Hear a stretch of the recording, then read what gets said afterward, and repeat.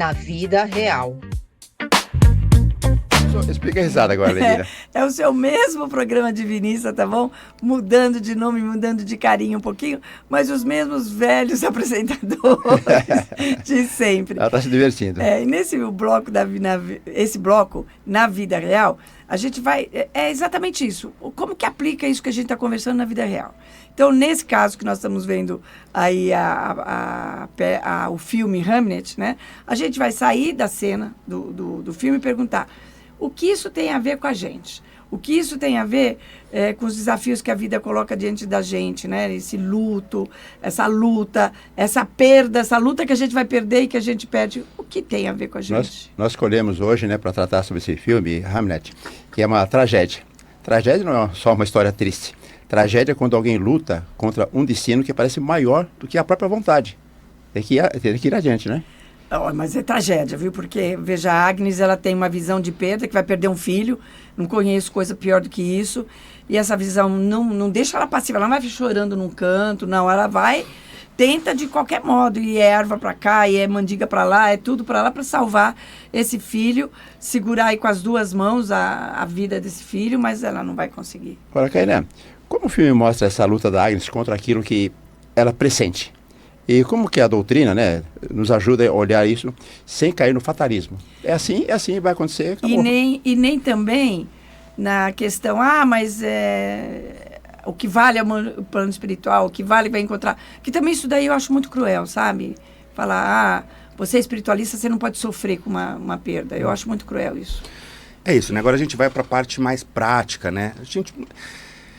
É tão difícil, né? A gente conseguir compreender isso. Talvez seja um dos maiores desafios da vida, né?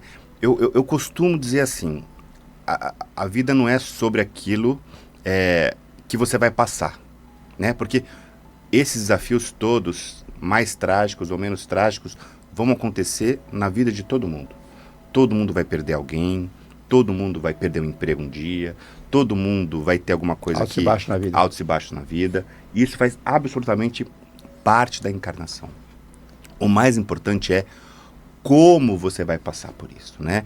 Como que você vai atravessar esses momentos, tanto de dificuldade quanto de alegria. Então, a primeira coisa é isso, né? A gente está falando ali do ambiente da tragédia. Então, isso é muito interessante a gente retomar, porque esse é o verdadeiro conflito do filme, que é a Agnes saber, né? Ela tem uma profecia. Ela vê de antemão, o que geralmente a gente não sabe, muitas vezes nós somos surpreendidos, mas às vezes não. Às vezes não. Às vezes você está com o teu filho lá, doente, você já sabe mais ou menos o caminho que vai acontecer, às vezes ele está com o diagnóstico fechado, por exemplo, caminho. E não tem o que fazer. E daí você coloca muito bem. O que a Agnes faz? Mesmo sabendo do seu destino, ela luta. Ela luta com todas as forças. E daí a Lenira colocou bem. Mas por que ela luta? Se ela é como se ela estivesse lutando... Contra Deus, né? Contra Deus, né? Qual o sentido de alguém que tem conhecimento, que entende o que está acontecendo, lutar contra o seu próprio destino? Eu faria isso. Eu faria isso. Mas o ponto Pegaria todo karma, mas eu faria isso. Não tem karma nenhum. Quem disse que quando o desafio está posto, por mais que já fechado, ele não está lá justamente para a gente lutar, né? Ou seja, e daí aqui vamos voltar aqui o que é esse destino, o que é esse lutar. O próprio Oswaldo Polidoro fala que o que nós temos, que a gente fala, né, o plano encarnacionista, né, os planificadores da vida. Então, quando a gente vai encarnar, a gente ou fazem pra gente uma programação, digamos, pelo menos em grandes pontos, de como que vai ser essa encarnação. Essa encarnação, você vai ter que passar por isso. O roteiro do filme. O roteiro do filme é aquilo. O roteiro do filme. O roteiro do filme. Você vai ter que, em algum momento, viver uma grande perda, né? E porque, muitas vezes, a gente tem uma pequenas premonições, uma dor no fundo da alma... Que você não sabe o que é. Que você não sabe o que é, né? E, às vezes, é você percebendo que aquele momento difícil da encarnação... Está chegando e vai chegar. Mas significa que eu tenho que aceitar? Não. Você precisa entender o seu destino. Você precisa entender o seu caminho. Agora, você pode, e dependendo do caso, deve, inclusive, lutar para alterá-lo. E ele não é impossível de ser alterado. Sim. Nunca, de jeito nenhum. Pode ser que por milhões de motivos que estejam, esse plano que foi lá traçado, ele mude, ele se transforme. E talvez isso, inclusive, seja mérito.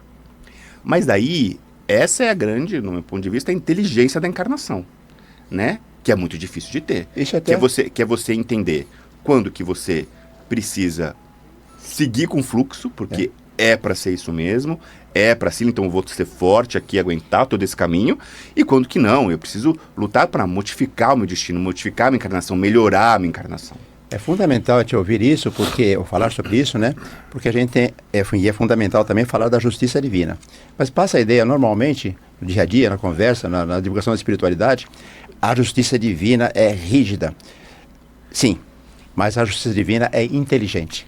Então, se você não tem condições de passar aquilo naquele momento, você vai ter ajeitado para que no futuro você possa passar por aquilo. Queria fazer duas pontuações. Primeiro, quando a gente fala de destino, precisa lembrar que não é uma coisa imposta, né? Essa planificação, o Oswaldo Polidoro fala, o Filho de Deus tem a suprema liberdade de construir seu destino.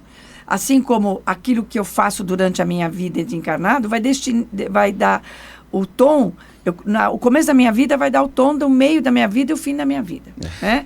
E isso é uma coisa. E não é assim, eu tropiquei na cadeira, tropiquei é bom, né? Tropiquei na cadeira, era destino. Não, isso é distração mesmo. São coisas fundamentais, coisas pontuais, né? Que acontecem no destino. E a outra coisa que eu ia falar, acabei de esquecer, se eu lembrar eu falo depois. Tá bom. Não, eu queria pegar aqui uma frase que eu destaquei do Evangelho Eterno, no capítulo Missões, Provas e Expiações. Fala assim, ó, Deus não tenta, né? No sentido das coisas que a gente tem, né? O diabo que tenta e tal. Porém, testa. Através de suas leis, isso que aqui para mim é muito mais importante, né? Através de suas leis, ele oferece oportunidades para que o filho individualmente cresça em amor e sabedoria. Ou seja, uma leitura muito difícil da gente ter, mas que extremamente importante. Que era uma pergunta que eu ia te fazer, mas vamos lá. Que é, a encarnação é uma oportunidade, né? Ou seja, quando a gente está passando por esses momentos todos, no fundo, ninguém está botando um desafio na sua própria frente. Ou alguém está colocando esse desafio na nossa frente para a gente tropeçar. Não. Exato. A gente coloca e constrói essa vida no sentido de que a gente vai vencer esses desafios e lidar com eles da melhor forma possível. Obviamente, talvez a gente consiga fazer isso 15% das vezes e as outras 85% não. Algumas vezes com o pé nas costas, às vezes com... Vou dar um exemplo prático daquilo que você falou, o destino pode ser mudado muitas vezes. Nós convivemos com o Oswaldo Polidoro, ele atendia pessoas, e ele atendeu uma amiga nossa, chamada Diva, que agora já faleceu. Expôs então já faleceu, pode expor. Não, ela já faleceu. Não, mas era tudo bem também. E ele falou assim, olha filha, estava marcado aqui que era para você já ter desencarnado há muito tempo. Mas você, olha como a justiça divina é inteligente. Mas você está encaminhando a sua encarnação de um modo tão interessante, tão mais importante para a sua evolução, que foi melhor alterar esse plano e você continuar. E ela viveu muito tempo disso. Quer dizer, quando eu fui, eu não tinha nem você, nem a Janaína ainda, então quanto tempo não tem? Ela viveu, recentemente ela desencarnou. 10 anos. Ela já deu spoiler agora. Ele é filho dela, tá, pessoal? Todo mundo sabe, né? Todo mundo já sabe que ele é meu filhão. E quando ele falou de Édipo, ele olhou pra mim. Quando eu olhei, Édipo, Não, mas comigo ele não é aquele caso, porque a gente briga, é uma coisa impressionante, né? A gente discute, né? Mesmo agora, esse programa aqui saiu na pancada. Gente, precisamos retomar o tempo que está muito interessante, mas eu quero falar uma coisa. O livro Evangelho Eterno está disponível no nosso portal para download gratuitamente. E o nosso portal é www.conhecerparatransformar.com.br. Se você não quiser tê-lo, né, em PDF, você pode receber na mídia tradicional, em papel, pelo correio. É um presente nosso para você. Basta que você mande para nós um WhatsApp com o nome e endereço completo. Nosso WhatsApp é código área 11 996084846. E logo a gente vai colocar na bio das mídias sociais do Conhecer para Transformar essa possibilidade, tá? Ela ainda não tá, mas a gente vai. Mas voltando, Cainã, É uma pergunta difícil que a gente fala para qualquer espiritualidade, para quem... Se existe algo que parece fixado para a gente, o que a gente faz diante disso, né? E aí o Jorge falou uma coisa interessante outro dia, não pode ser... A resposta não pode ser fria, tá? Não dá para olhar a dor de alguém e simplesmente dizer, era para ser assim. Deus quis. Não, isso machuca muito mais do que consola. Nossa, tá num lugar melhor, não me fale uma coisa dessa que eu não quero nem saber. Só perder um filho, descansou. Não, eu quero meu filho comigo. Eu quero meu filho comigo. Existe talvez aí uma maturidade espiritual, eu acho difícil, que me faça reconhecer e me faça ter controle de uma... Não é nem ter controle, de me comportar de uma maneira mais digna, vamos dizer assim, diante daquilo que não tem controle. Os estoicos dizem, né? Eu não devo me preocupar com aquilo que eu não tenho controle. Mas é muito difícil. Eu adoro os estoicos. Eu também gosto do estoico. Mas como? O conhecimento espiritual ajuda. Ajuda. Eu acho que ajuda, né? Com certeza ajuda. Você vai falar uma coisa, Jorge? Não tem que procurar assim, como vou mudar o destino. Mas que tipo de pessoa eu me torno quando não consigo mudar o fato. E como Quem sou eu diante das dificuldades? E como é que eu vou? Eu vou lutar, como eu vou lutar, como eu vou aceitar, como é que eu vou continuar vivendo? Antes até de entrar nisso, eu queria falar uma outra coisa. E não vai dar tempo, mas eu gostaria de falar das questões do luto também, mas vamos lá. Vamos ver o que dá. Uma das piores frases que a gente pode pensar nisso é essa lógica que muitas vezes a gente fala, como assim, Deus quis. Deus quis. Assim, primeira coisa que a gente tem que entender, Deus não quer nada. Ou melhor, a única coisa que ele pode, Deus não quer nada por uma questão fundamental, principiológica. Deus não é alguém para querer ou deixar de querer alguma coisa. Ao contrário, Deus, né, ele se revela nos nossos quereres e nos nossos não quereres. Então, quando a gente fala que tem alguma coisa que está predestinada a acontecer, não é porque assim, Deus quis que isso acontecesse. É porque é assim que está planejado para o nosso melhor benefício. E por nossas ações passadas. Isso, exatamente. Também não podemos esquecer que existem o fator kármico. Isso. Né? Ou seja, e o karma aí não é nem negativo nem positivo, é o histórico. Porque pode ser que eu esteja fadada a ser milionária nessa vida, por exemplo, não é uma tragédia, para ver como é que eu reajo diante da riqueza e do poder. E o karma nada mais é do que a oportunidade que nos é dada, ou que nós cavamos. Para tentar nos reequilibrar com coisas que nós fizemos no passado. Então, o karma não é um castigo. Ele é a nossa oportunidade de reviver os nossos desafios mais importantes da encarnação. Assim como um estudante que passou de ano, mas ficou de matemática. O que acontece hoje com ele? Deveria ir para a recuperação. Não, vai para a recuperação, mas ele pode continuar, mas ele vai ter que fazer a recuperação de matemática, especificamente do tema que ele precisa melhorar. Então, isso, a primeira coisa, essa é mais importante. Mas você tinha me perguntado uma coisa? O que facilita? O que facilita? O que o conhecimento facilita? Se facilita, como que a gente poderia melhorar essa situação de tragédia para passar por ela? Então, né? Eu diria essas duas coisas. Claro que o conhecimento facilita. Ajuda. Né? Ajuda. Ou seja, você entender racionalmente que isso faz parte da minha encarnação. Eu tenho que passar por isso, eu vou tentar passar da melhor forma, porque eu tenho conhecimento de que isso é apenas uma etapa que vai ser vivida e tudo mais, é importante, né? Isso, sem dúvida nenhuma, o nosso lado racional, a capacidade de transformar informação em conhecimento é uma grande saída para a gente poder entender e viver isso melhor. Mas conhecimento não é nada sem a prática, né? Então, às vezes, você vai gostar dessa, às vezes você precisa decorar uma fórmula para depois conseguir entender como aplicá-la. Sim. Né? Por mais que você não entenda direito, é x dividido por zeta, por... Bhaskara. Tá, mas tudo bem, eu vou seguir isso aqui até... Uma hora eu entendo. Isso, mas o mais importante é entender.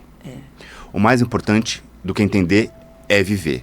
Ou seja, a gente está aqui, já nos foi passado muita informação sobre como que a gente deve enfrentar e viver essas coisas, mas o mais importante é, na prática, aos poucos, e conseguindo implementar na nossa vida aquilo que a gente aprendeu. Assumir as rédeas do nosso próprio destino. Você sabe que eu queria comentar uma coisa que a gente até estava na pauta do programa, que a luta da Agnes, ela não é uma luta que vem do orgulho, eu vou vencer o destino, eu vou vencer Deus, mas é uma luta que vem pelo amor, né? Quero preservar aquele meu filho, quero preservar a aceitação da não passividade, de não lutar, quer dizer, eu escolho lutar, não é porque eu acho que eu sou melhor, não é porque eu acho que eu vou vencer o meu destino, mas porque é um direito inato da gente. Agora, aceitar a condição, aceitar a condição, aqui no caso, está falando do filho da Agnes, não é parar de amar. É, às vezes, parar de brigar com o fato de que a gente não consegue continuar, cuidar da vida, né? Que continua. Eu diria que a espiritualidade, ela não nos dá o controle. Não nos dá o controle, ela nos dá um eixo. E uma coisa que eu queria também dizer é o seguinte. A gente sempre pensa assim, né? Que existe uma resposta única para tudo. E não tem.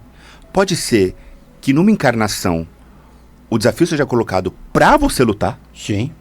E numa outra encarnação, um desafio até parecido seja colocado para você aceitar. Para você aceitar. E aceitar não é aceitar passivamente, é ter resiliência, né?